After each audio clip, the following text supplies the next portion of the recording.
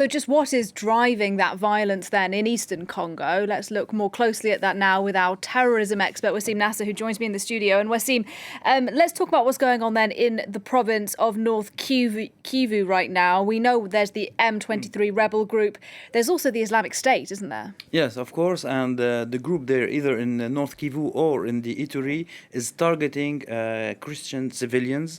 We saw that in the last 10 days of 2022, there were more than 5 attacks. One of them against the church, army barracks, and civilian houses. 124 victims, 70 wounded, and 54 killed in the last 10 days of the last year. And if we look at this map here, we are putting on it what we assess as important attacks that showed a change in a trend. So, of course, the Kasindi attack that occurred on the 15th of January, but also the first attack against a church, bombing a church with the use of kamikaze attackers, was back in Beni in June 2021, as we see on the map. And also, another important thing that happened in 2022 was the prison break of Butembo. And this shows us that they are following the playbook of the Islamic State Central.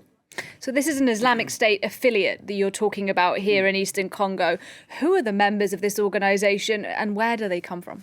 Actually, originally the group was called the ADF, but under the leadership of Musa Baluku, it radicalized since 2014. And here we are seeing the footage of the prison break of Butembo, as we saw, knowing that the first prison break that happened there was back in Beni in 2020. And this confirms to us that they are following the orders or the know-how of the Islamic State Central. And after this attack in Butembo, arms were seized with jihadis of the Islamic State, and we can see on those arms the slogans of the Islamic State, which is Baqiya. And this comes from Iraq, this comes from from 2009 in Iraq, showing a real ideological affiliation with the Islamic State Center. And if we go further, we have some footage that shows us they are improving their way of fighting. Those are footage from the latest attacks in Ituri region, mostly targeting one more time,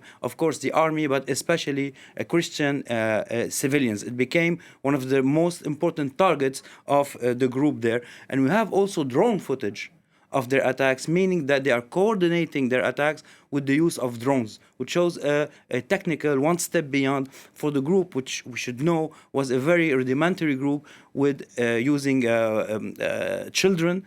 They still use children, but didn't have this technicity as we are seeing today. And themselves, they are saying since 2018 that they are no longer ADF and that they belong to the Islamic State Central, and that they are pursuing the goals and the objectives of Islamic State Central in this part of Africa. And just one last thing we could say, the latest American hit in Somalia targeted an Islamic State leader, which was very implicated in providing funds for this branch in Congo of the Islamic State. All right, thanks for your analysis. Wassim Nasr, our terrorism expert.